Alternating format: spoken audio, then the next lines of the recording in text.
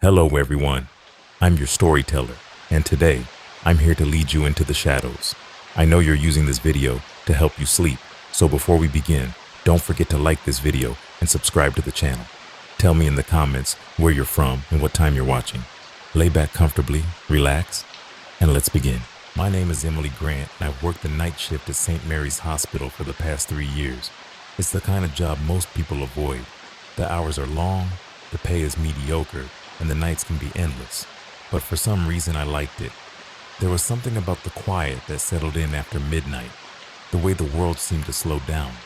The only sounds were the steady beeping of monitors, the soft footsteps of nurses on their rounds, and the occasional distant murmur from a patient's room. St. Mary's was an old building, older than anyone working there. It had that sterile age smell, like bleach mixed with something faintly rotten. The walls were lined with peeling wallpaper, and the floors, though polished, had a dullness that no amount of scrubbing could fix.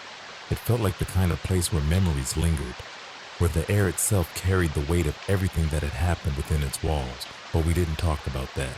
We couldn't. Because if you let yourself think too much about the dark corners, the flickering lights, or the stories whispered between shifts, you'd never make it through the night. It was a Tuesday in October 2018.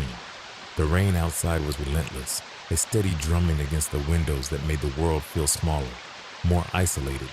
The halls were dim, the fluorescent lights buzzing softly.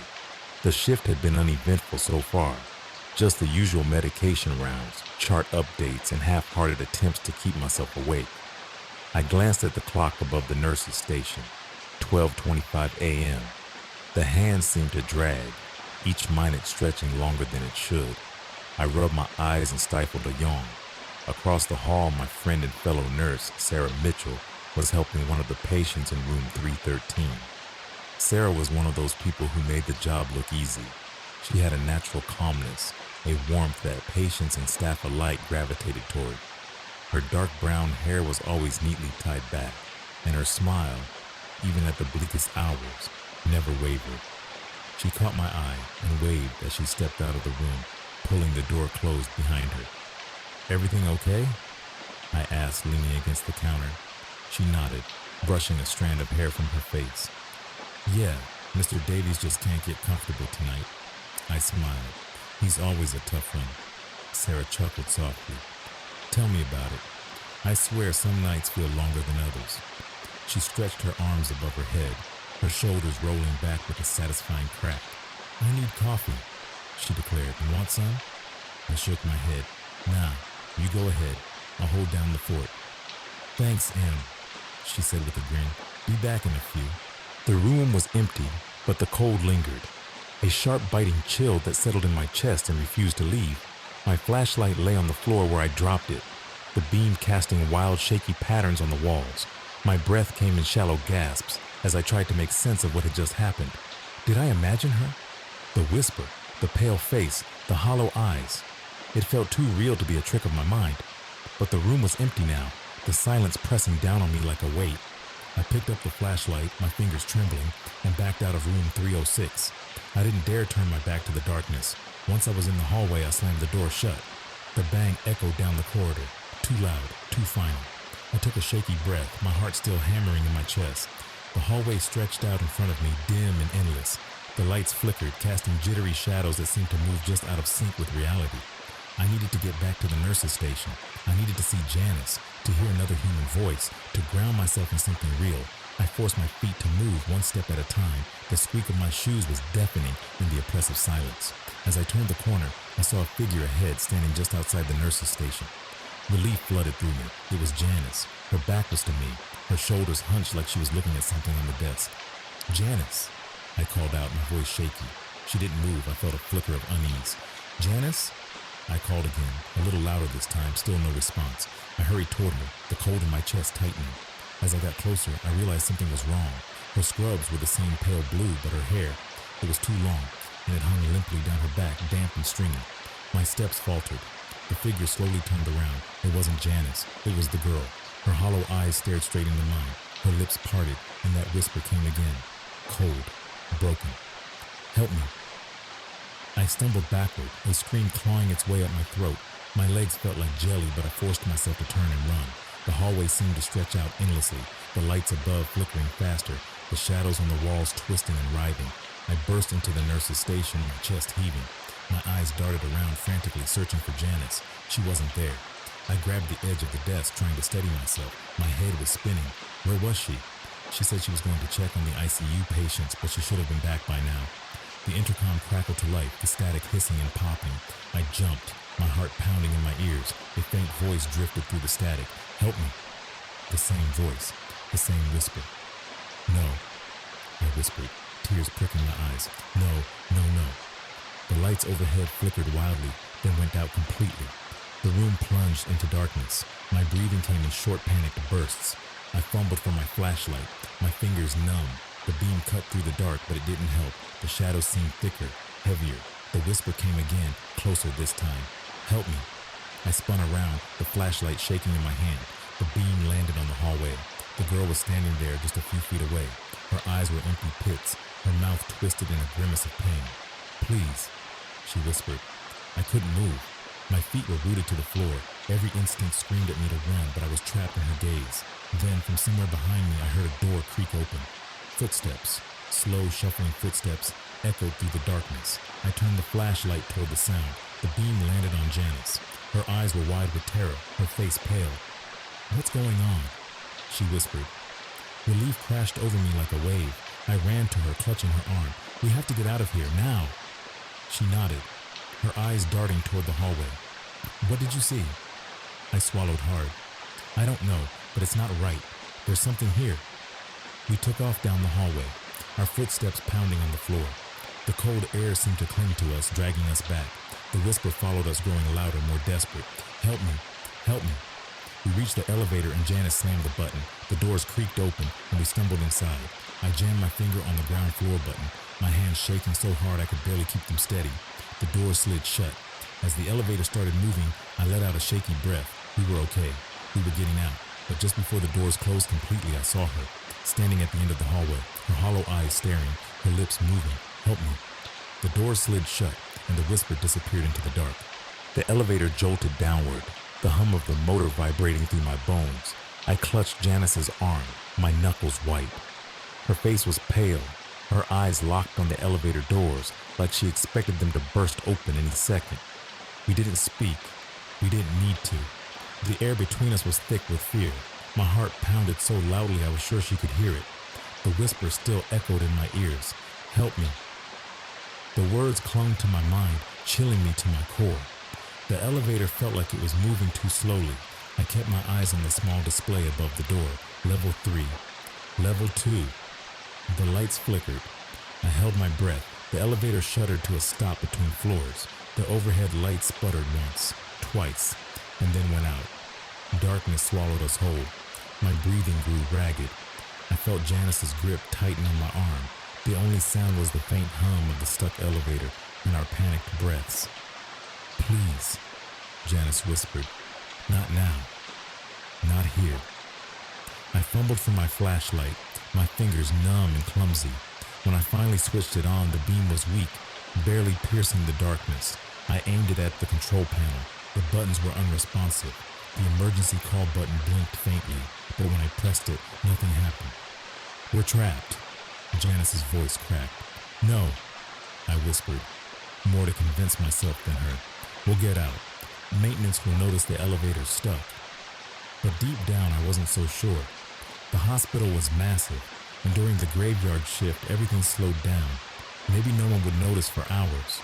Janice took a shaky breath. I think I'm losing it. I swear I keep hearing that voice. Her words sent a chill down my spine. You heard it too? She nodded, her eyes wide with terror. A child saying, help me, over and over. I swallowed hard. It wasn't just me then. She was in room 306. Janice's face went pale. That room has been empty for weeks. We fell silent. The weight of her words pressed down on me like a vice. Then we heard it. A faint scraping sound coming from above, like something, or someone, was crawling along the top of the elevator. We froze. The sound grew louder, closer. Slow, deliberate movements. My flashlight flickered as I raised it toward the ceiling panel. Is there someone up there? Janice whispered, her voice trembling. I didn't answer. I didn't know how to. The scraping stopped. For a moment, the silence was worse than the noise. My heart thudded painfully against my ribs. I could feel the sweat dripping down my back, cold and sticky. Then the ceiling panel shifted. A small, pale hand slipped through the crack. My scream caught in my throat. The hand was thin, the fingers unnaturally long, the nails cracked and dirty. It groped blindly, feeling its way around. Janice gasped, stumbling back. Oh my God! The hand withdrew slowly, the panel sliding back into place with a dull thud. The scraping resumed, this time moving toward the back corner of the elevator. Then it stopped. Everything was quiet again. My legs felt like jelly, but I forced myself to move. I aimed the flashlight at the ceiling panel, half expecting the hand to return. Nothing. Just the faint outline of the panel, slightly askew. We need to get out of here, Janice whispered, tears streaming down her face. I nodded, my throat dry. We need to pry the doors open. Maybe we can climb out. We braced ourselves against the walls and pushed our fingers into the crack between the doors. The metal was cold, biting into my skin as we strained to force them apart. The doors slid open an inch, then two. Dim light seeped into the elevator shaft. We were stuck between floors. The gap revealed a sliver of the second floor hallway. It was just big enough for us to squeeze through. Come on, I said, my voice shaking. We can make it. Janice nodded, her eyes wild with desperation. You first. I took a deep breath and hoisted myself up, my arms trembling with effort. The hallway floor was rough beneath my palms. I wriggled through the gap, my heart hammering in my ears. As I pulled my legs through, I felt a cold breeze on the back of my neck. The whisper came again, right behind me. Don't leave. A sob choked out of me, but I didn't dare look back. I scrambled to my feet, reaching down for Janice. Come on, I pleaded. She grabbed my hands, her eyes wide with fear. She was halfway through when her body jerked suddenly. Her scream pierced the air. Something was pulling her back. I tightened my grip, my muscles straining. No, I've got you. Her eyes locked onto mine, desperate, terrified. It's got me, it's got... She was yanked backward into the darkness. Her scream cut off abruptly.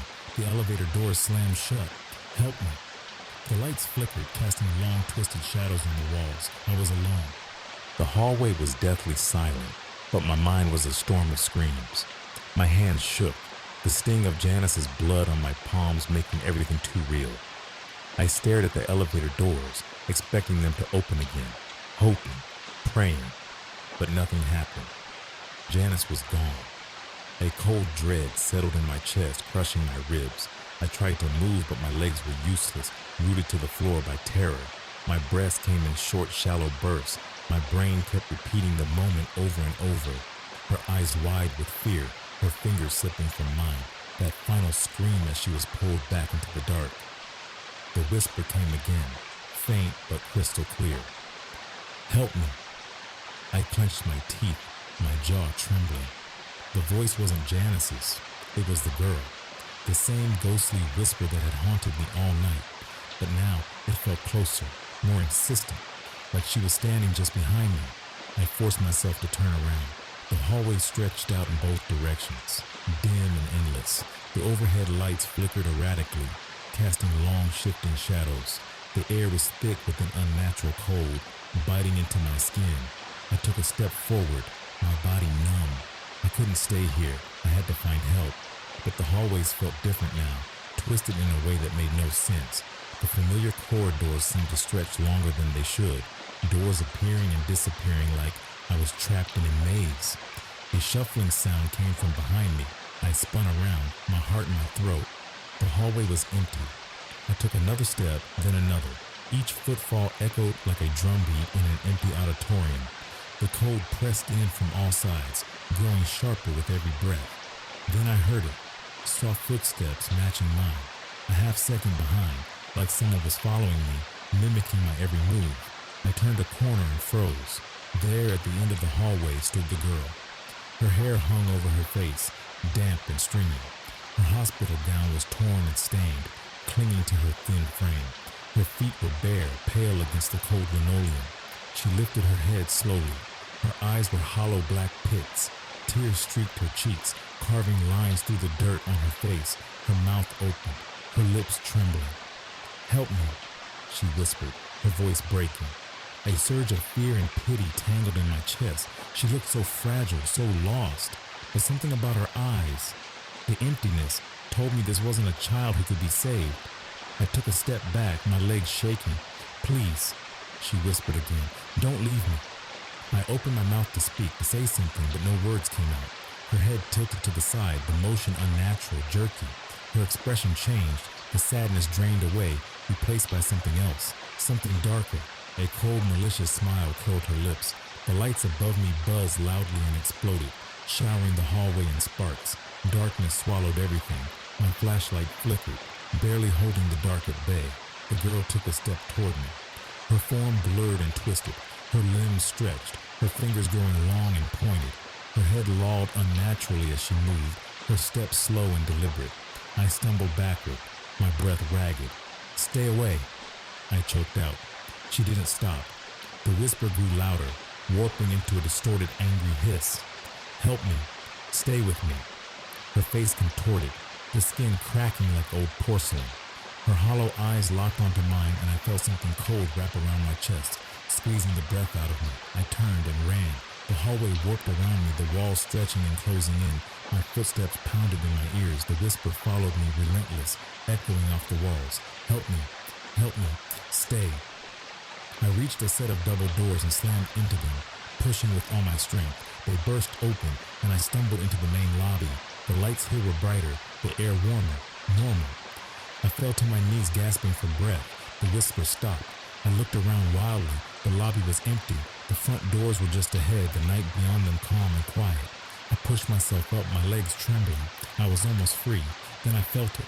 A cold hand brushed against the back of my neck. I spun around.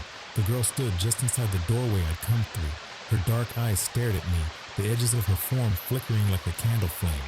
She whispered one last time, "Don't leave me."